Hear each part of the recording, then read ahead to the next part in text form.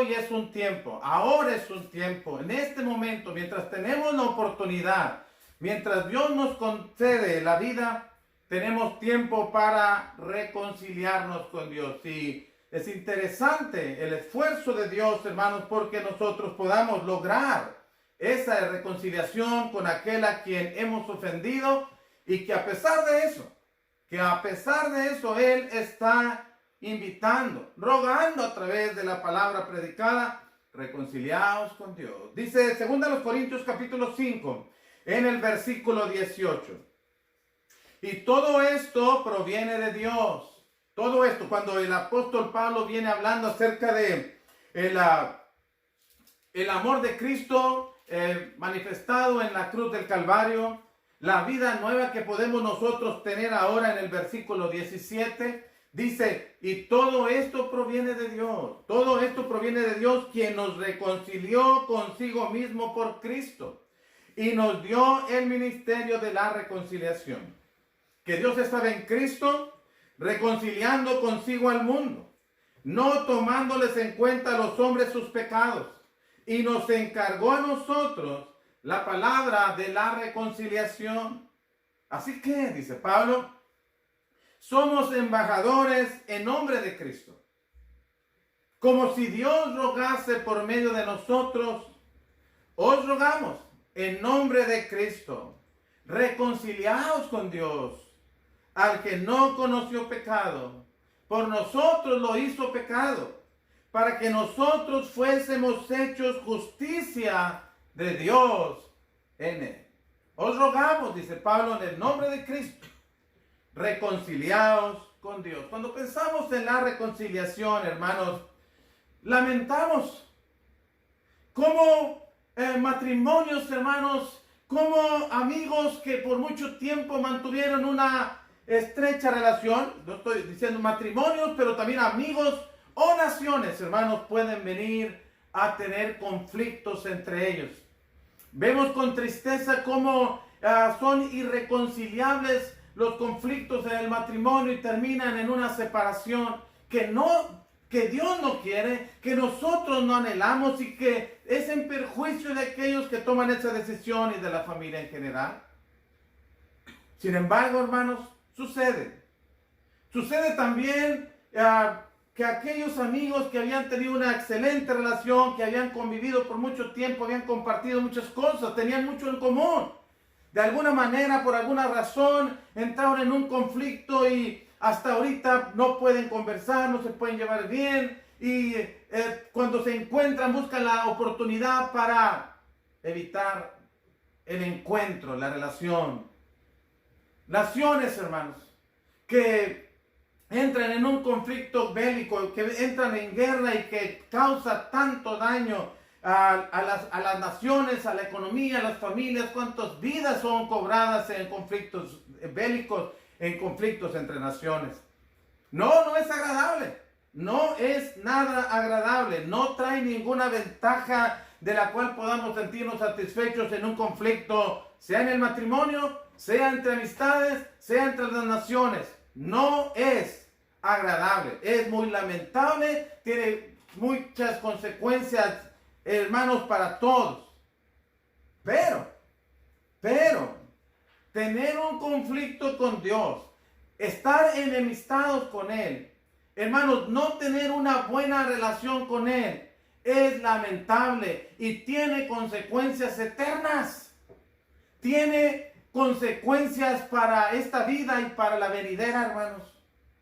Y es algo que muchas veces no nos sentamos a meditar en esa enemistad que podemos haber generado nosotros mismos, porque al final, en esta enemistad con Dios, en ningún momento ni Dios la provocó, no la ocasionó, ni Él tiene responsabilidad directa con ello. Nosotros somos responsables. Y cuando nosotros pensamos, por ejemplo, en esa enemistad, el apóstol Pablo, por la carta a los Colosenses, la carta a los Efesios, la carta a los Romanos, la carta a los Corintios, nos habla de esa enemistad que tenemos con Dios cuando pecamos. Pero Santiago capítulo 4 nos dice en dónde estriba, bueno, aunque ahorita lo vamos a ver también cuál es particularmente el problema por el cual llegamos a entrar en una enemistad con Dios. Pero Santiago capítulo 4 nos dice, oh almas adúlteras, ¿no sabéis qué es lo que quiero enfatizar? Que estemos enterados, que estemos conscientes, que no nos pase por encima esta realidad, esta verdad que mucha gente está viviendo y no está prestando atención, y no pocos cristianos también. No pocos cristianos también están viviendo esta experiencia cuando dice el escritor a Santiago, hermanos, y de hecho se lo escribe a cristianos, le dice, oh almas adúlteras, ¿no sabéis que la amistad del mundo, fíjense, ¿no sabéis que la amistad del mundo es enemistad contra Dios? ¿Cómo es eso, Santiago? ¿Cómo es eso? ¿Cómo es que la amistad del mundo es enemistad contra Dios? Pues dice Santiago, cualquiera pues que quiera ser amigo del mundo, el que simpatice con las cosas de este mundo, el que coquetee con las cosas de este mundo, al mismo tiempo decide constituirse enemigo de Dios. De manera que toda persona que está viviendo conforme a los deseos de este mundo, cualquier persona que va por las tres avenidas del pecado, como en la primera de Juan capítulo 2, versículo 15 nos presenta y versículo 16, los deseos de la carne, los deseos de los ojos y la vanagloria de la vida, hermanos, están enemistándose con Dios. Viven en una franca rebeldía contra Dios. Y el amor de Dios no está en ellos. Bueno, hermanos, de eso es lo que tenemos que estar viendo. Si lamentamos que se fraccionen, que se disuelvan los matrimonios, si lamentamos que aún amistades que por algún tiempo fueron muy estables se vengan abajo, si lamentamos la pura, hermanos, comentarios, la pura rumores de guerra entre naciones, lamentamos eso porque sabemos los alcances, las repercusiones, las consecuencias graves que esto implica. En estar enemistados con Dios, hermanos. Estar enemistados con Dios es una de nuestras necesidades para resolver más urgentes. Es una de nuestras debiera ser una de nuestras mayores preocupaciones ahorita que lo estamos estudiando, en este momento. Y preguntamos, bueno, ¿cómo es que venimos a tener esa enemistad contra Dios? ¿Cómo es que venimos a tener esa enemistad contra Dios? Bueno, la respuesta es por nuestros pecados. Por nuestros pecados. Porque, hermanos, debemos entender, así como estábamos viendo ahorita en Santiago capítulo 4, versículo 4, que mientras nosotros estemos interesados por las cosas del mundo, nosotros declaramos guerra contra Dios. En este texto también de Colosenses capítulo 1, versos 20 y 21, hermanos, también podemos nosotros ver, también nosotros debemos entender que el pecado, la práctica del pecado, el andar en el pecado, es andar también en una franca declaración de guerra contra Dios. Usted puede decir, Paco, estás exagerando. Eso es lo que la Biblia dice. Eso es lo que las Escrituras dicen. Cuando nosotros decidimos ir detrás de nuestros pecados preferidos, cuando nosotros decidimos ir detrás de lo que este mundo ofrece y llenar nuestros ojos y nuestras ambiciones de las cosas terrenales, al mismo tiempo, y que son pecaminosas obviamente, al mismo tiempo nosotros estamos entrando en una franca declaración de guerra contra Dios, nos estamos constituyendo enemigos de Él, enemigos de Él. Y note, ¿por qué podríamos decirlo así? Bueno, porque el escritor de los Hebreos, en Hebreos capítulo 1, versículo 9, dice que cuando nosotros cometemos pecado, hermano, nosotros estamos practicando lo que Dios más aborrece. El texto dice, has amado la justicia. Por un lado, has amado la justicia. A Dios le encanta que podamos vivir vidas justas, que podamos practicar las obras justas que Dios espera ver en nosotros.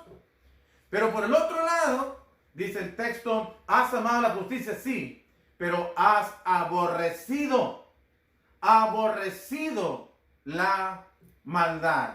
Si usted ve Proverbios capítulo 6, versículos 16 al 19, cosas que aborrece Jehová y aún las que abominan su alma. Bueno, estamos viendo que Dios, en términos generales, hermanos, Dios aborrece el pecado y de manera específica, cosa por cosa que hagamos que es pecado, hermanos, es algo que Dios aborrece. No está como diciendo que es algo ligero, como nosotros podríamos definirlo. No es algo que pudiéramos decir, bueno, esas cosas circunstanciales propias de esta vida y que no podemos mantenernos al margen de ello, que todo el mundo lo hace, que bueno, entonces por lo tanto no está tan mal. No, Dios no cambia su opinión, Dios no cambia su concepto de pecado, aunque este se multiplique cada vez más. Sigue diciendo y sigue sintiendo lo mismo. Aborrecimiento por ello. Por ello. Entonces, y como si nosotros practicamos el pecado, entonces, hermanos, nosotros estamos constituyéndonos enemigos de Dios. No quiero que lea Colosenses capítulo 1, versículos 20 y 21, por ejemplo, para el apóstol Pablo ahí aborda ese tema. Como les decía, la carta a los Efesios también lo aborda y la carta a los Romanos también lo aborda. Pero aquí, Colosenses capítulo 1, versículos 20 y 21, dice el apóstol Pablo, y por medio de él, hablando de Cristo, y por medio de él, reconciliar consigo todas las cosas, así las que están en la tierra como las que están en los cielos, haciendo la paz mediante la sangre de su cruz. Y a vosotros, ya personalmente, Pablo le dice a nuestros hermanos en la ciudad de Colosas, y les recuerda su condición antes de obedecer el evangelio, antes de venir al llamado de Dios, antes de ser cristianos, les dice, y a vosotros también, note el estado espiritual, note la condición de nuestros hermanos en Colosas antes, la suya y la mía, antes de ser cristianos. Erais en otro tiempo extraños y enemigos en vuestra mente, haciendo malas obras.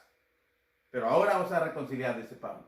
Pero me interesa ver esa condición anterior. Esa condición anterior, dice el apóstol Pablo, ustedes antes, hermanos, eran extraños y eran enemigos de Dios. No eran reconocidos por Dios, no se identificaban con Dios. Eran enemigos de Él.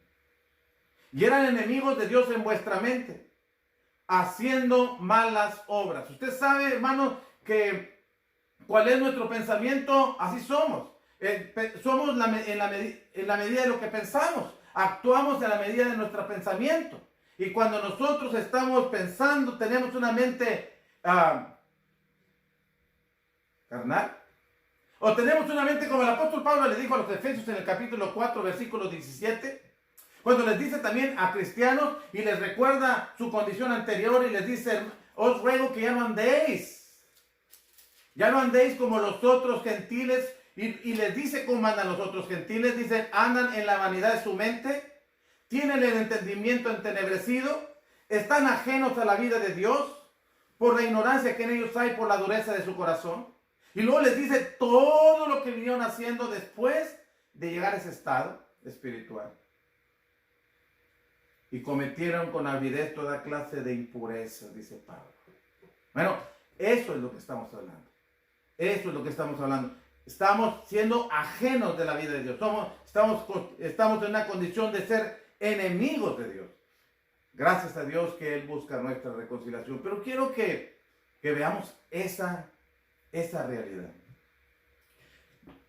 Mientras usted no se convenza que está enfermo, usted no va a ir al doctor. Mientras usted no lo convence al doctor que necesita tomarse las medicinas, usted no lo va a hacer. Mientras nosotros no reconozcamos que somos enemigos de Dios por causa de nuestros pecados que en estos momentos estamos practicando, no buscaremos reconciliarnos con Él.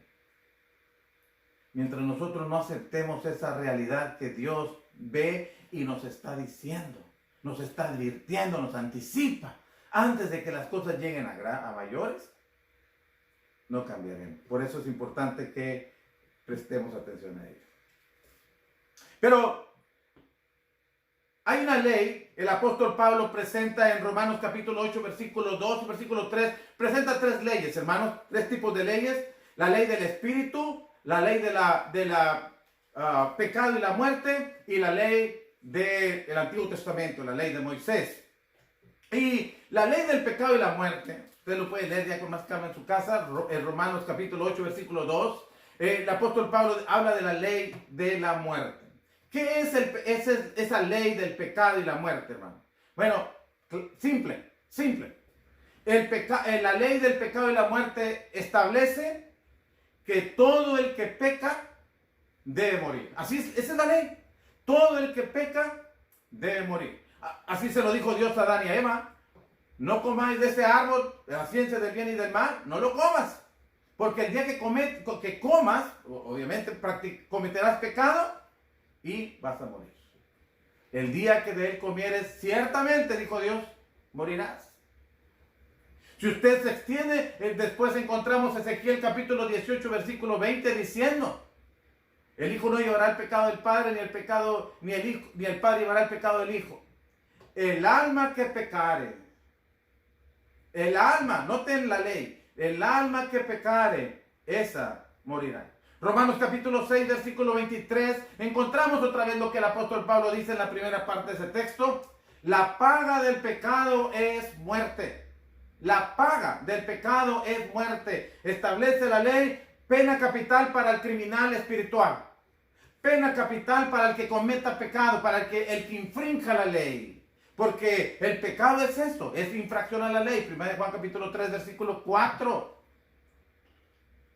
El pecado es infracción a la ley. Y cuando se quebranta esa ley de Dios, el pecador queda como un criminal espiritual que merece todo el peso de la ley, la muerte. Y en este caso, hermanos, amigos, en este caso no es la pena de muerte por silla eléctrica o la pena de muerte por inyección o otra forma de morir, sino estamos hablando de pena de eterna perdición, excluidos de la presencia de Dios y de la gloria de su poder. Segunda a los Tesalonicenses capítulo 1, versículos 8 y 9. Aquellos que no conocieron a Dios y obedecieron el evangelio de nuestro Señor Jesucristo, aquellos que no se interesaron por Dios y vivieron sus propias vidas a su manera, bueno, recibirán pena de eterna perdición. Imaginen, excluidos de la presencia de Dios. Usted lee Apocalipsis capítulo 20, versículos 14 y 15, y la Biblia nos presenta que aquellos que no fueron hallados en el libro de la vida fueron echados al lago de fuego. Esta es muerte segunda. El lago de fuego. Muerte segunda. Porque el pecado es condenado con la muerte. ¿Y sabe? Todos hemos pecado. Todos hemos pecado. Eclesiastés capítulo 7, versículo 20 dice que no hay hombre justo que haga el bien y nunca peque. No hay. No hay alguien que siempre haga el bien y nunca peque. Todos pecamos. Romanos capítulo 3, versículo 9. El apóstol Pablo acusó a los judíos y a gentiles que todos están bajo pecado. En el versículo 19 de este mismo capítulo 3, el apóstol Pablo dijo que lo que la ley dice, lo dice a los que están bajo la ley, para que toda boca se calle y todo mundo quede bajo el juicio de Dios. Todos quedan declarados pecadores. Todos quedamos declarados pecadores. Romanos capítulo 3, versículo 23. Por cuanto todos pecaron. Romanos capítulo 5, versículo 12. El pecado entró al mundo por un hombre y por el pecado la muerte. Y la muerte alcanzó a todos, dice el texto, por cuanto todos pecaron. Todos hemos pecado. Y todos nos constituimos desde el momento que pecamos enemigos de Dios. Y quebrantamos la ley de Dios y estamos sujetos a pagar por ello con la muerte, con la condenación eterna. Hemos oído tanto esto. Hemos leído muchas veces estos textos. Tal vez hemos predicado mucho en relación a este tema. Ya hacemos hasta bromas de ello. ya lo decimos para condenar a otros de una manera severa. Los usamos de mil formas ahora, que ya no hacen eco en nuestro corazón muchas veces, pero deseamos y rogamos que este no sea el caso para usted. Que seamos serios en entender que esto es más serio, más peligroso que lo que nos tiene, hermanos, separados unos de otros en este momento. ¿Sí? Sí, esta epidemia ha cobrado muchas vidas y ha habido muchos costos económicos. Se ha hecho mucha inversión y para atender a los enfermos, y se ha buscado, hermanos, cómo evitar el menor contagio posible. Y pues nos inquieta pensar en que pudiéramos ser contagiados, y tomamos todas las precauciones posibles. ¿Sí? Porque así debe de ser. Porque este es mortal. En la medida de nuestras edades y de la limitación de nuestra salud, puede ser aún mayor. Pero, hermanos, el pecado es peor. El pecado es peor. Porque no solamente mata físicamente, sino que mata eternamente en condenaciones. Por eso nosotros tenemos que prestar seriedad a lo que estamos viendo. Sin embargo, Dios hizo posible nuestra reconciliación. Note lo que estamos diciendo. Cuando nosotros nos hicimos amigos del mundo, nos rebelamos contra Dios. Cuando nosotros decidimos pecar, ir detrás de nuestro pecado preferido, le declaramos la guerra a Dios. Nos hicimos enemigos de Él y no nos interesó. No le dimos la importancia que esto tiene, y aun cuando Dios nos dice que la ley establece que el que peca debe pagar por ello con la muerte, y muchos están en esa condición en estos momentos y no estamos prestando atención. Sin embargo, Dios a través del tiempo ha estado interesado, aunque nosotros, hermanos, vivamos un sueño de que no va a pasar nada, de que todo está bien, de que, bueno, todo el mundo peca y, bueno, ¿qué le vamos a hacer? Esto es así, la vida es de esta manera. No, Dios no piensa así, y Dios siempre está buscando nuestra reconciliación. Y cuando Dios supo cuánto costaba nuestra reconciliación con Él, Dios estuvo dispuesto a pagar el precio. Por eso estamos en 2 Corintios capítulo 5, en el verso 18, dice la escritura: y todo esto proviene de Dios, quien nos reconcilió. Es Dios quien nos reconcilió consigo mismo por Cristo y nos dio el ministerio de la reconciliación. Que Dios estaba en Cristo reconciliando consigo al mundo, no tomándoles en cuenta a los hombres sus pecados, y nos encargó a nosotros la palabra de la reconciliación. Lo común, decimos hasta lo correcto es, así decimos, no es así, pero así decimos. Lo común y lo correcto es que el que ofendió vaya y busque a la persona con que ofendió y se reconcilie con él o con ella o con ellos. Y el ofendido está esperando que el ofensor venga y se disculpe con él o con ella, y entonces poder tratar de medir qué tan honesta es su arrepentimiento, qué tan honestas, sinceras son sus palabras. Y cuando juzgamos que entonces sí está sinceramente arrepentido, le disculpamos, pero también pensamos, pero no vamos a tener más relación con usted, porque estamos tan ofendidos, tan afectados, tan dañados en nuestras emociones, que no confiamos más. Eso es lo que hacemos humanamente. Pero en el caso de Dios con nosotros, hermanos, el ofendido, el insultado, el maltratado, aquel a quien no una ni dos, sino repetidas veces, todos los días, le estamos faltando, Él sigue pensando en reconciliarse con nosotros. Y lo hizo. Dios estaba en Cristo reconciliando consigo al mundo, no tomándoles en cuenta a los hombres sus pecados, como diciendo: está bien, sé que has pecado, pero estoy dispuesto a perdonarlo.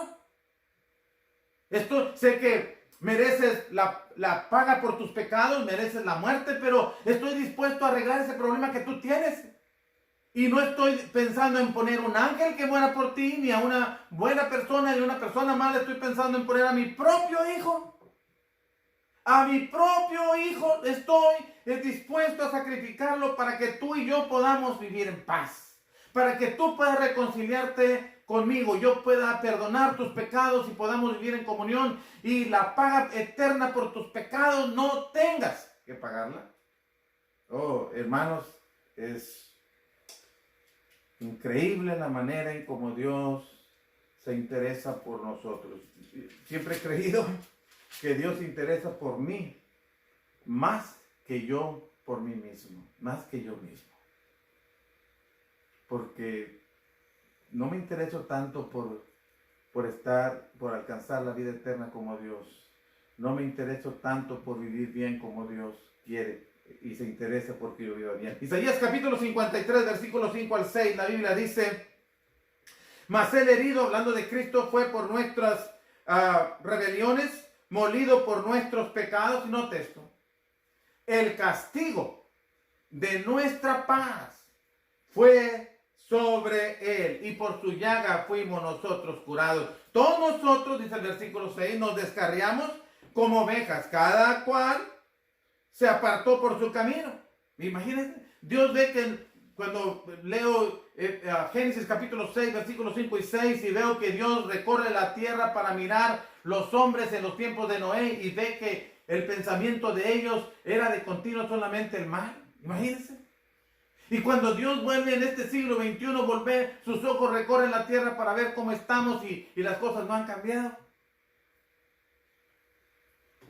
Sin embargo, hermanos, Dios cargó en Cristo el pecado de todos nosotros cuando nosotros nos fuimos detrás de nuestro pecado preferido. Dios cargó en Cristo el pecado de todos nosotros. Lo planeó desde la eternidad. Lo planeó desde la eternidad. Usted puede leer Apocalipsis capítulo 13, versículo 8, hablando del Cordero inmolado desde la fundación del mundo. Usted puede leer 1 Pedro capítulo 1, versículo 18 al 20. El Cristo nuestro Redentor, hermanos, por medio de su sangre, por amor a nosotros, algo que Dios había planeado desde la eternidad, pero que lo manifestó en su momento. Y Gálatas 4:4 dice la palabra: cuando vino el cumplimiento del tiempo, todo lo que Dios planeó en la eternidad, cuando pensó que su Hijo muriera por nuestros pecados, cuando se llegó el momento y vino la despedida celestial, cuando el Hijo deja su gloria para venir a esta tierra a tomar forma de humana como nosotros, a experimentar nuestros dolores, a batallar como nosotros, hermanos. Y Dios desde los cielos contempla la manera en cómo recibieron a su Hijo cuando nació, la manera en cómo lo trataron mientras estuvo en esta tierra, la manera en que murió. La manera en que murió, desde su nacimiento hasta el último día de su vida, el Señor Jesucristo batallando recuerda aquel momento, aquel hombre que se acercó a él para decirle: Señor, te seguiré donde quiera que vayas. Y Jesucristo le dijo: las zorras tienen guaridas y las aves de los cielos tienen nidos, yo no tengo dónde recostar mi cabeza. Y Dios está contemplando. Dios está contemplando lo que dice Juan capítulo 1, versículo 11 y 12. A los suyos vino y los suyos no le recibieron. No le recibieron. Y cuando llegaba el momento de que el Señor Jesucristo iba a morir, y Dios está viendo cómo van al monte de los olivos y lo toman prisionero y lo llevan, hermanos, de una autoridad a otra buscando su muerte. Y vemos cómo el Señor Jesucristo, antes de ser tomado prisionero, le pide a Dios 3 veces que si es posible le libre de la cruz, y Dios puede librarlo. Dios puede librarlo, y está viendo la agonía en la que se encuentra su Hijo, sus lágrimas que se derraman, hermanos, ante el hecho de saber que llega el momento crucial en que habrá de sacrificarse por nosotros. Y está siendo tentado a no ir a la cruz y le pide al Padre: Padre, si te es posible, líbrame de la cruz, pero que no sea como yo quiero, sino como tú. Padres de familia, ustedes qué habrían hecho cuando su Hijo le pide de esa manera en que se lo pide, y de la calidad de vida que Jesucristo tenía como Hijo, ¿Qué hubieran hecho ustedes con un hijo así? ¿Qué estarían dispuestos a hacer por un hijo así? Vaya, el mismo Señor Jesucristo dijo en Mateo capítulo 7, versículos 7 al 11, cuando dice, pidan, busquen, insistan, pidiéndole a Dios, y dijo, ¿qué padre hay entre vosotros que si su hijo le pide un pan le da una piedra? ¿Qué padre hay entre vosotros que si su hijo le pide un pescado le dan una serpiente? Y Jesucristo le dijo, ustedes son padres malos, y a pesar de ser padres malos saben dar buenas dádivas a sus hijos. ¿Cuánto más vuestro Padre que está en los cielos dará buenas cosas a quien se los pida? Ahorita el Señor Jesucristo está orando a aquel que confiaba que cuando uno ora, Dios escucha y puede proveer las bendiciones que estamos necesitando. Y Dios no lo hizo. Y Dios no lo hizo. Porque en ese momento se iba a pagar el precio de nuestra reconciliación. Y cuando el Señor Jesucristo sabe que tiene que ir a la cruz, se levanta de aquel lugar donde está orando y espera que vengan aquellos que van a tomarle prisionero. Y cuando llegan y Pedro ve que su maestro está en peligro y saca su espada y corta la oreja. Sabemos que el nombre de aquel hombre era Malco. Y Jesucristo le dice, Pedro, mete tu espada. Mete tu espada. En Mateo capítulo 26, en el versículo 52. Miren, lo que quiero enseñar es que cómo Dios pudo detener todo su poder, contener todo su poder, hermanos, para defender a su propio hijo, detener todas las huestes celestiales, todos los ángeles que podían venir y proveer la ayuda que su hijo necesitaba. No lo hizo. No lo hizo. Y dice el Señor Jesucristo a Pedro en el versículo 53 de Mateo capítulo 26. ¿Acaso piensas que no puedo ahora orar a mi Padre y que Él no me daría más de 12 legiones de ángeles? Pedro, ¿tú crees que no le puedo ahorita pedir a Dios, a mi Padre, y Él me mandaría 12 legiones de ángeles que me defendieran? No necesito que tú lo hagas. Ay, hermano, cuando pensamos en una legión y pensamos en las legiones de soldados en aquellos tiempos, variaban de número, pero eran miles de soldados en una legión. Y Jesucristo está diciendo, Dios me puede mandar 12 legiones de ángeles. Cuando usted puede leer segundo libro de Reyes capítulo 19 en el verso 35, usted ve que un solo ángel en un día mató 185,000 personas para defender a su pueblo. 185,000 personas, un solo ángel, 12 legiones, miles de ángeles. ¿Qué podrían no hacer en favor del Señor? Y Dios detuvo todas esas huestes espirituales que podían defender al Señor Jesucristo. Jesucristo no usó de su poder para defenderse. Dios en ese momento podía haber enviado un diluvio. Dios podía conmover la tierra, acabarla de una vez. No se merecían, no nos merecíamos, no nos merecemos. No nos merecemos tanta consideración, tanto amor, tanta paciencia y tanto interés de Dios porque nosotros podamos estar con Él en comunión ahora y para siempre. Pero lo hizo.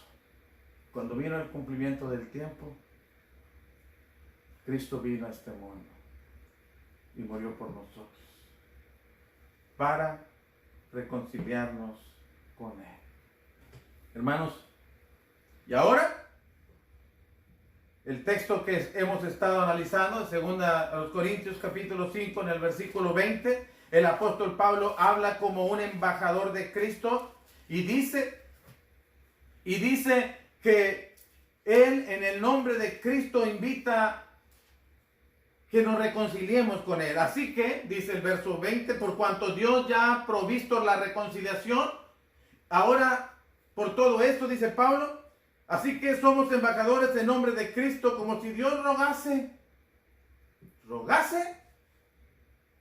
¿Quién es el que debe rogar según su opinión cuando dos personas están en conflicto?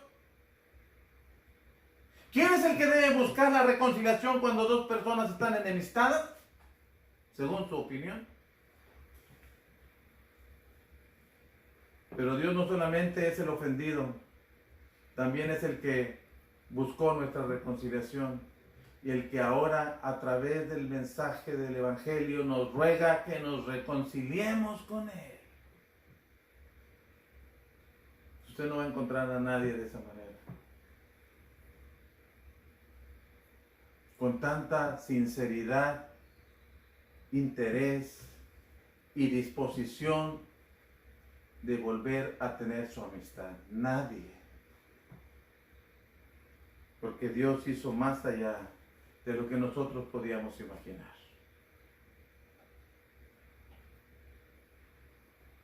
El verso 21 dice que al que no conoció pecado, por nosotros lo hizo pecado. Ya leímos en Hebreos capítulo 1, versículo 9, que Dios aborrece el pecado.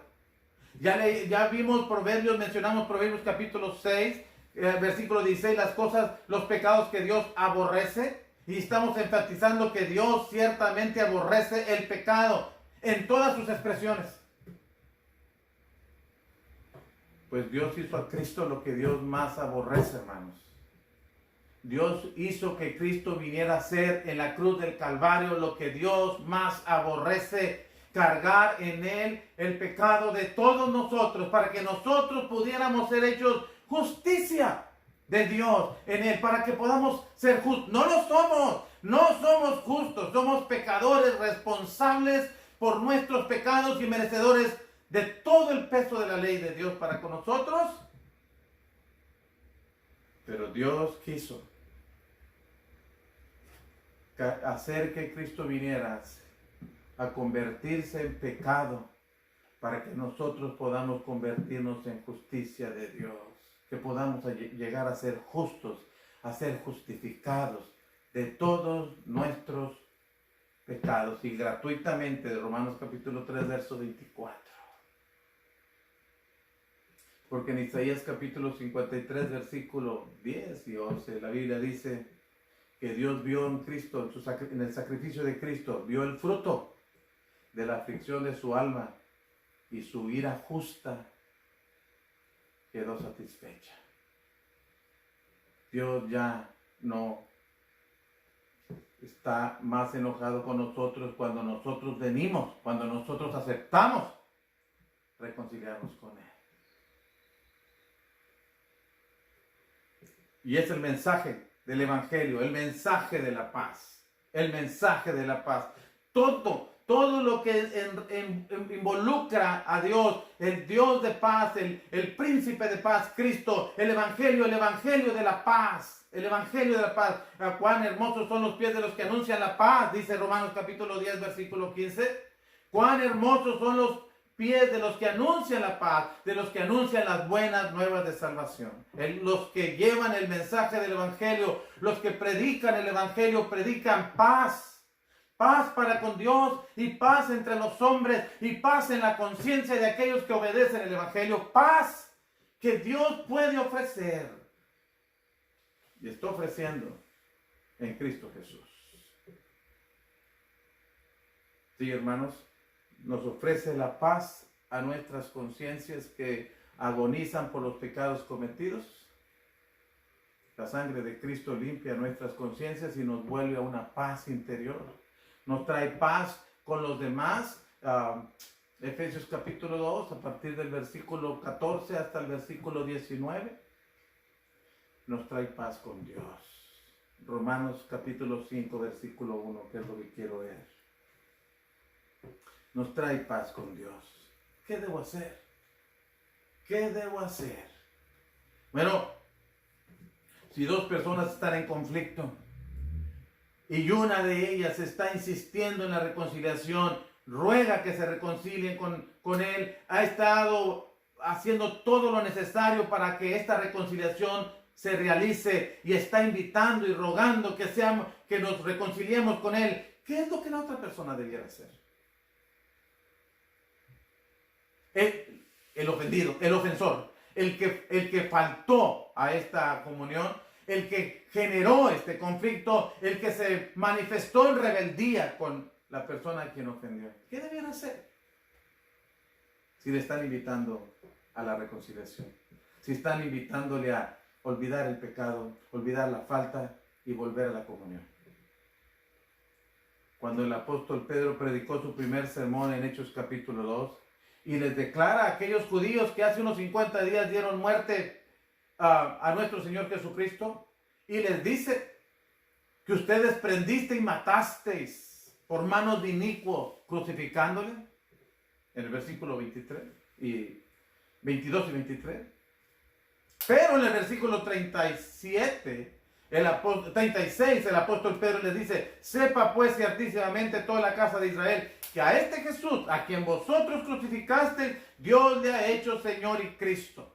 Ustedes mataron al que venía a traerles la paz. Cuando la gente oyó esas palabras, dijo en el verso 37, ¿qué hacemos? ¿Qué hacemos? Cuando Pablo se encontró con el Señor Jesucristo en camino a Damasco y Jesucristo se identificó como aquel a quien tú persigues, y dura cosa te es dar cosas contra el aguijón, Pablo preguntó: Señor, ¿qué quieres que yo haga? ¿Qué quieres que yo haga? Cuando Pablo predicaba en Filipos, aquel carcelero que una vez le había tenido ahí prisionero, guardado en aquella cárcel, aquel carcelero dijo: varones hermanos, ¿qué debo hacer? ¿Qué debo hacer yo? ¿Qué es la parte que me corresponde? ¿Qué es lo que me corresponde hacer en este caso a mí? Y Pedro contestó a la pregunta expresa de aquellos judíos reunidos en aquel día de Pentecostés. Pedro les dijo: arrepentíos y bautícese cada uno de ustedes en el nombre de Jesucristo. El propósito es que sus pecados les sean perdonados y ustedes reciban el don del Espíritu Santo. En el verso 39 les dice: para ustedes es la promesa, y es para sus hijos, y es para los que están lejos, y es para todos.